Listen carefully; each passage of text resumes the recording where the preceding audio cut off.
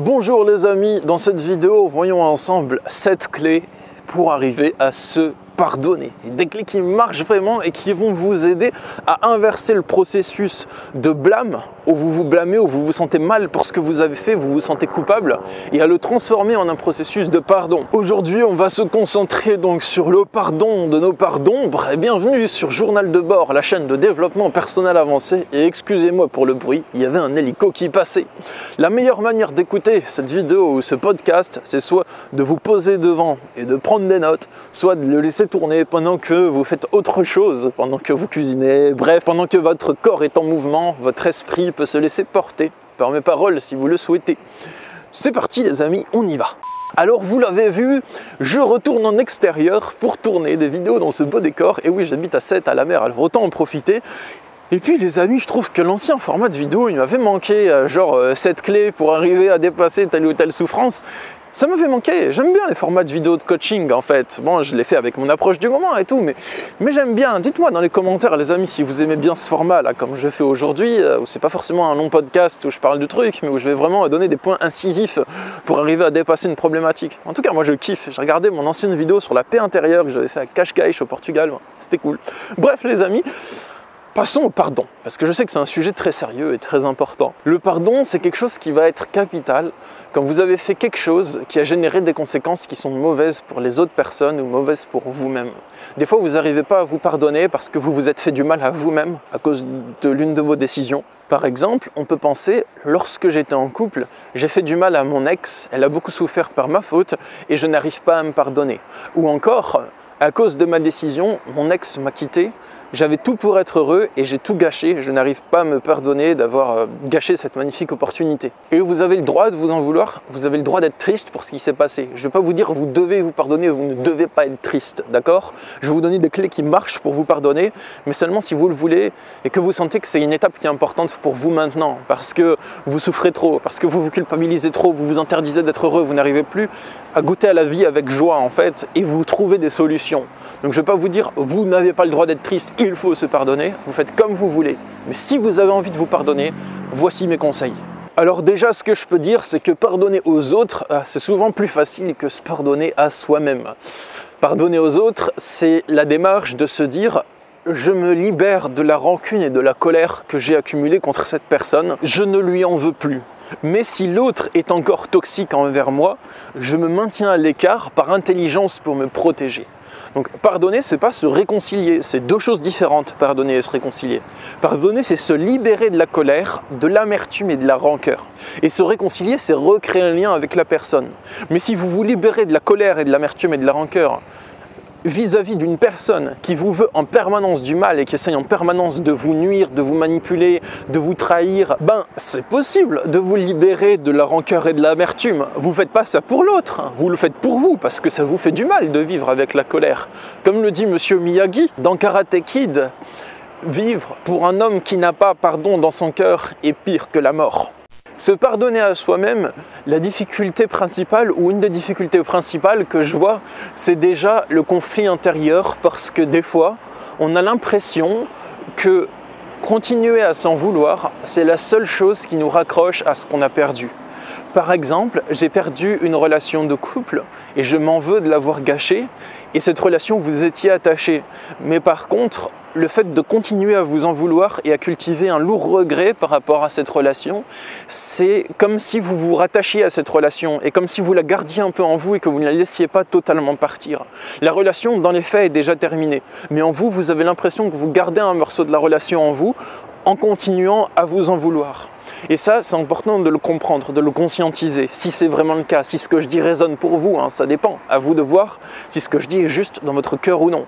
Je fais de mon mieux pour que ce soit le plus aidant possible, mais après c'est à vous de vraiment juger. Ma deuxième clé donc, la première c'est la compréhension de ce phénomène, la deuxième clé c'est de savoir que les amis, si vous vous pardonnez, vous pouvez garder cette relation dans votre cœur, mais d'une autre manière qu'en continuant à vous en vouloir. Et ça, c'est important. Pardonner, ça ne veut pas dire tirer un trait oublier la relation ou bafouer la relation en vous disant « Allez, je ne me souviens plus de rien, je pense à autre chose ». Non, pardonner, c'est penser à la même chose, mais d'une autre manière. Donc, si vous n'arrivez pas à vous pardonner parce que vous avez fait du mal à quelqu'un ou parce que vous avez gâché quelque chose de beau dans votre vie par vos actions, eh bien, si vous vous pardonnez, vous garderez quand même un lien avec cette situation si vous en avez envie, ce qui n'est pas obligé, mais si vous en avez envie, vous le pourrez, mais un lien positif, en vous souvenant des bonnes choses, en vous souvenant de ce que vous avez fait, en tirant des leçons, mais pas un lien où vous vous mutilez en permanence dans votre esprit. Troisièmement, se pardonner, c'est rarement une décision nette. C'est rarement un truc où on fait « Allez, je me pardonne maintenant et demain, on s'est pardonné et tout est oublié ». Des fois, ça arrive. Mais même quand ça arrive, c'est le fruit d'un long processus où on a beaucoup cheminé intérieurement, où le temps a passé, où notre amertume, où notre rancœur envers nous-mêmes s'est apaisé. Et à ce moment, on se dit « Allez, je me sens prêt à me pardonner et symboliquement, je me pardonne ». Donc, si vous êtes en quête d'arriver à vous pardonner, je vous encourage à pas essayer de vous pardonner maintenant, là, tout de suite, en regardant ma vidéo, mais plus à convoiter un processus plus long, à arriver à vous pardonner petit à petit, durant les prochaines semaines ou durant les prochains mois. Un autre conseil pour arriver à vous pardonner, c'est une phrase clé. C'est un peu comme ça que je vois le pardon envers soi-même. C'est « Ok, j'ai fait telle chose qui a causé la souffrance de telle personne ou la mienne, et je m'aime quand même. Ok, j'ai fait telle chose mal, si on peut dire, et je m'aime quand même ». Pour moi, c'est la définition du pardon envers soi. En tout cas, c'est comme ça que moi, Stan Carré, je perçois le pardon envers soi. Et vous pouvez la répéter. Ok, j'ai fait telle chose et je m'aime quand même. Vous avez le droit de vous aimer, les amis, même si vous avez fait une chose qui a causé la souffrance d'autres personnes ou qui a causé votre souffrance par le passé. Vous avez le droit de vous aimer malgré ça. Et ce n'est pas quelque chose d'immoral. Vous n'êtes pas obligé de vous haïr et de vous détester parce que vous avez fait des mauvaises choses dans le passé. Vous pouvez vous dire « Oui, j'ai fait des mauvaises choses dans le passé, c'est vrai. Je suis conscient que ça a fait souffrir quelqu'un. Je ferai attention à ne plus le refaire. Mais je m'aime et j'ai le droit de vivre et j'ai le droit d'être heureux et j'ai le droit d'exister, en fait. » Et ça, c'est peut-être un des plus beaux cadeaux que vous pouvez vous faire. Mon cinquième conseil, c'est que justement, cette phrase-là, si elle vous a parlé quand je l'ai prononcée, vous pouvez la répéter chaque jour et la vibrer, en fait. Ça veut dire qu'il faut la répéter, mais en se penchant sur son sens. La répéter comme si elle était vraie, en pensant que c'est vrai, en fait. Le but, c'est pas de vous auto-convaincre, hein. Je vous dis pas que là, je dois me dire il fait chaud, alors que je caille au bord de la mer en tournant cette vidéo. Non, il fait froid. Mais le pardon, c'est une tournure d'esprit. Votre esprit prend une autre forme. La première forme, c'est comme si votre esprit prend la forme d'un assaut, que vous vous retournez, que vous vous adressez contre vous-même. Le pardon, c'est que votre esprit ne va plus être orienté contre vous-même, mais s'orienter différemment, pour vous-même, dans l'avenir. Et en répétant cette phrase, en la vibrant, si vous en avez envie, vous pouvez vous calquer sur cet état d'esprit. Donc, vous vous dites « Ok, j'ai fait telle chose, et je m'aime quand même ». Et au début, c'est dur. Au début, vous y croyez à peine, vous y croyez pas du tout.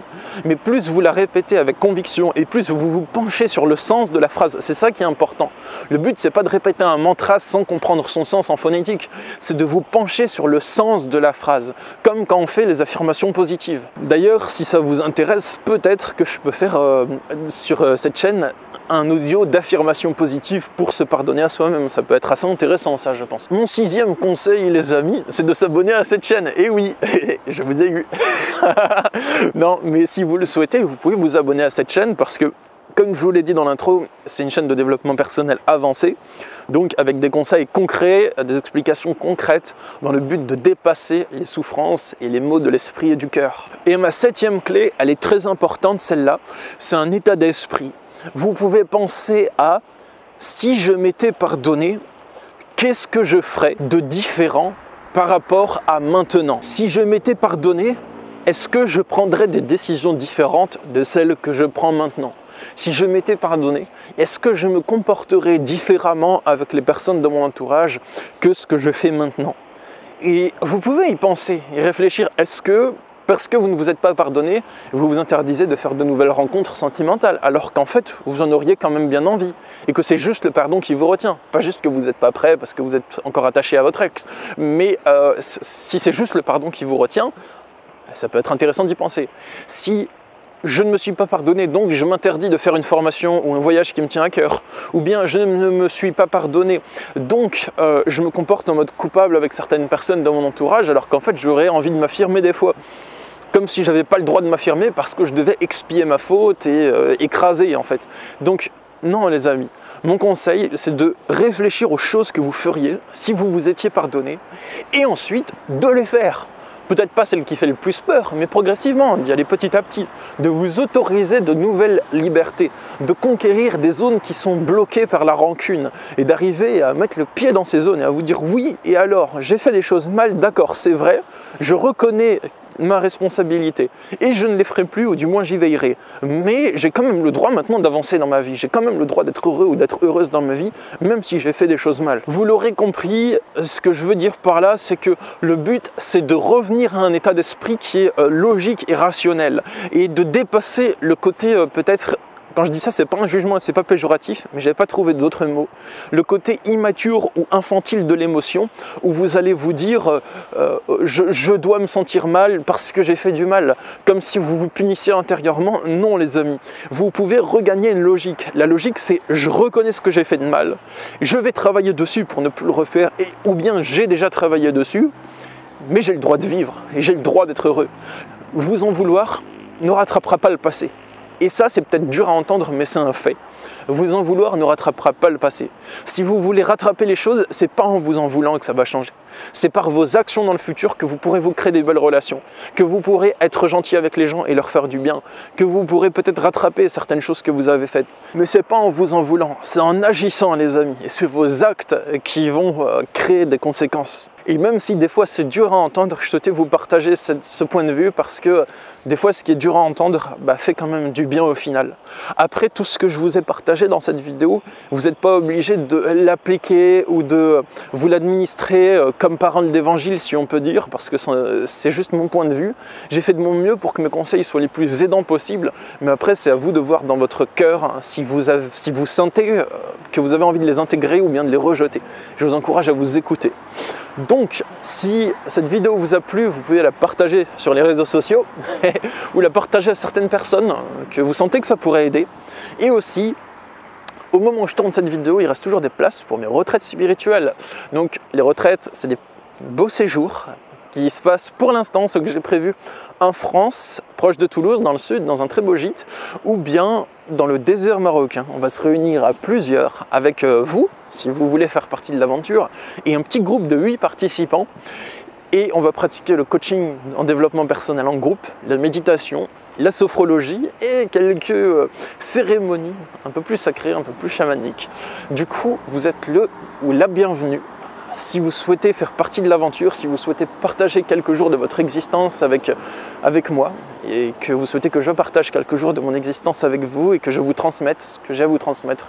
Et aussi pendant les retraites, ça il faut le dire, on mange bien. Bien manger, c'est important. Il y a le lien dans la description si vous souhaitez y jeter un œil sous la vidéo de mes séjours actuels en cours. Moi je vous dis à bientôt. Prenez soin de vous et à la semaine prochaine pour une prochaine vidéo. Au revoir. La culpabilité est probablement l'une de vos chaînes principales, à moins que vous ne vous en soyez déjà libéré. Il s'agit de l'émotion qui apparaît lorsque vous avez l'impression de faire quelque chose de mal. La culpabilité en elle-même n'est pas une mauvaise chose, car elle peut vous amener à agir de manière juste. Mais elle le devient lorsqu'elle est vécue de manière excessive.